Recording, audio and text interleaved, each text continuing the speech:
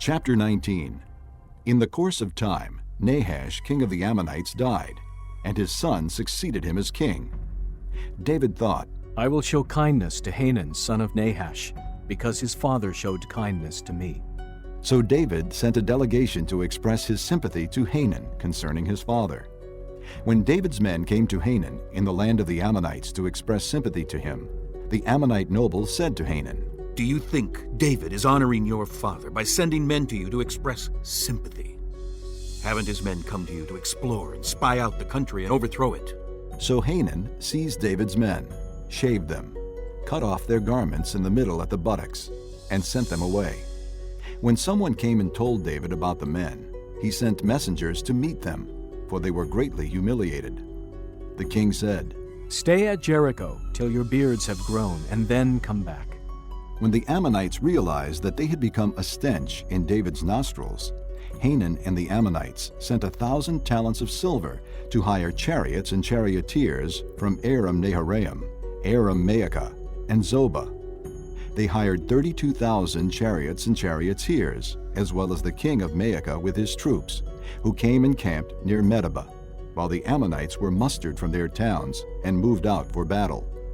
On hearing this, David sent Joab out with the entire army of fighting men. The Ammonites came out and drew up in battle formation at the entrance to their city, while the kings who had come were by themselves in the open country. Joab saw that there were battle lines in front of him and behind him, so he selected some of the best troops in Israel and deployed them against the Arameans. He put the rest of the men under the command of Abishai, his brother, and they were deployed against the Ammonites. Joab said, If the Arameans are too strong for me, then you are to rescue me.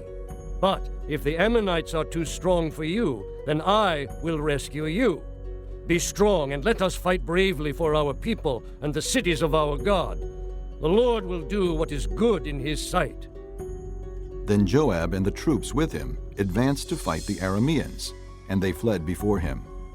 When the Ammonites saw that the Arameans were fleeing, they too fled before his brother Abishai and went inside the city.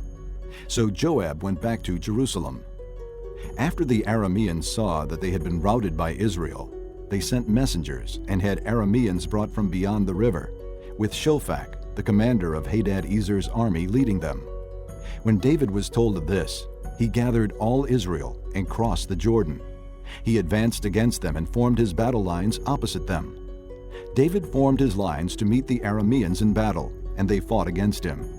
But they fled before Israel, and David killed 7,000 of their charioteers and 40,000 of their foot soldiers.